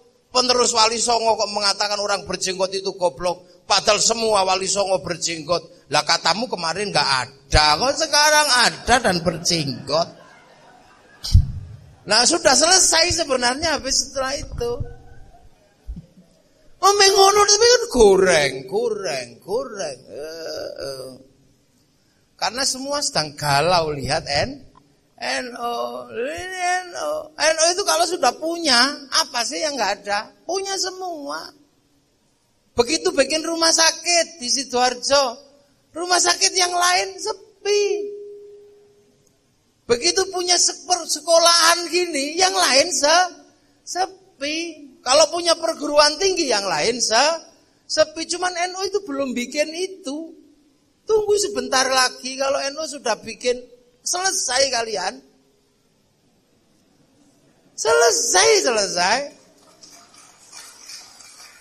Sekarang 120 juta ini kalau sudah iseng besok 5 tahun nabung 1 juta aja satu kepala itu 120 triliun. Itu kalau sudah mau NU itu nanti. Baru koin aja sudah miliaran. Apalagi kalau nanti jutaan yang ditabung. Kalau 120 triliun selama 5 tahun nabung 1 juta, taruh aja di HSBC. 1 bulan diambil lagi, bangkrut itu bang. Itu dulu yang dilakukan oleh Rothschild Rockefeller, yang akhirnya punya bank devisa New York, yang duitnya dipinjamkan kepada Amerika, yang sekarang ngontrol dunia lewat Wall Street. Lah Indonesia nggak bisa ngontrol, kenapa? Indonesia ini dijebak. Sing jebak siapa? Inggris. Makanya duit Indonesia ngaco kayak begini. 14.000, 15.000. Kenapa? Karena Inggris ini kurang ajar. Apa? Greenwich itu memperbolehkan Singapura sama Malaysia menggunakan jam 1 jam lebih awal dari jam Jakarta. Sini jam 8, sana jam 9. Akhirnya bursanya buka 1 jam lebih awal. Akhirnya saham-saham yang jelek selesai di sana, baru masuk sini yang bagus habis di sana. Sama dengan ibu-ibu pergi ke pasar, kalau kawanan dapat apa? Loh, orang kalau nalar dikit aja kan bisa. Tahu kok terus ini pemerintah. Loh, kamu gak pernah ngurus pemerintah. Memang pangkatmu RT. Kayak Gus Yahya. Kemarin saya ketemu sama Gus Yahya. Ini orang kan ribut gara-gara Gus Yahya ke Israel. Kiai Said ketemu Syiah. Lah saya bilang, lu pangkatnya Gus Yahya ini Katib Am BBN. Katib Amnya kelompok yang benar-benar Islam. Maka ya harus ketemu dengan kelompok yang benar-benar kafir. Bener-bener yang ngono lho pangkate kok. Lho kelompok bener-bener Islam ya ketemu nih kelompok bener-bener kafir, aja kafir-kafiran. Islam ya ketemunya Yahudi, Kiai Said ya ketemunya Syiah gitu. Lah yang olok-olok itu pangkat RT aja enggak. Paling ketua laskar gitu. Nah sekarang semua ini kan kembali ke NU. Sampean lihat, Sayyidina dulu orang tidak mau, sekarang mau, tapi pakai baginda, Nabiyina, Rasulina kan sudah kembali sebenarnya.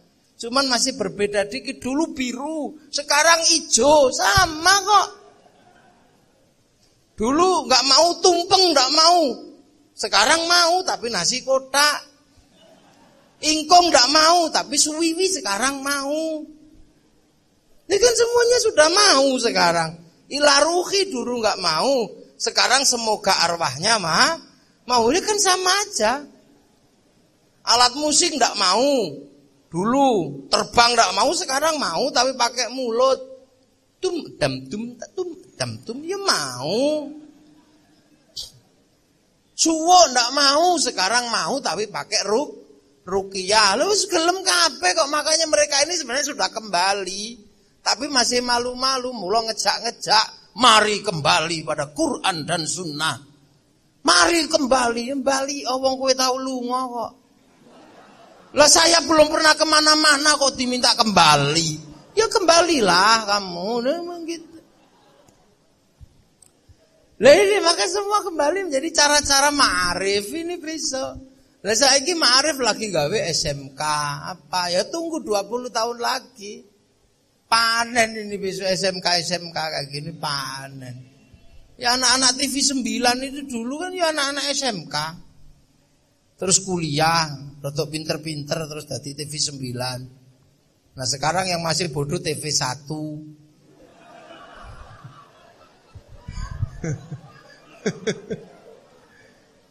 Lah ini, maka bangsa Indonesia ini tenang karena wonge poso apa. Enak lah, orang-orang ini ribet aja. Sekarang Hizbut Tahrir bikin halakoh di Tasikmalaya pakai nama Pertemuan Alim Ulama Dunia. Itu kan Hizbut Tahrir kabeh. Ora usah. Niki lho Sidoarjo gurune sakmene nglumpuk. Ini baru sak YPM. Kalau yang lain semuanya ngumpul ya besar. No itu begini kok ya. Sudah ini baru pelan-pelan. Yang penting kita semua sudah meletakkan sendi-sendi dasar menjadi manusia yang berbangsa, bernegara, rukun sesama manusia dalam kerangka apa? Membangun bangsa dan negara yang thayyibatun wa rabbun ghafur. Semoga ini ada manfaatnya. Dan anak-anak yang keluar nanti mendapatkan barokahnya. Nah, saya mohon pamit langsung ke Malang. Karena nanti ke Malang jam 2. Nanti malam di Kediri. Tengah malam lagi di Lamongan. Besok pagi Tulungagung. Ya sudah, biar bagian saya yang jalan-jalan. Sampai enggak usah iri sama saya. Makanya sama Allah saya dibikin besar dan hitam. biar kuat dan tidak takut panas. Nah kalau yang putih-putih gini panas dikit, gitu. Nah kalau yang hitam begini aman udah. Ya, nah inilah. Apa sih temanya ini? Loh kok bener kira-kira mau? Nah ya itu. Harmonis tau urip itu. Lita'arofu, saling pengertian. Mudah-mudahan kita semua mendapat ridha Allah Subhanahu wa taala. Ja'alanallahu wa iyyakum minal aidin wal faizin. Taqabbalallahu minna wa minkum taqabbal ya karim. Ihdinas siratal mustaqim. Assalamualaikum warahmatullahi wabarakatuh. Allahumma shalli ala sayyidina Muhammad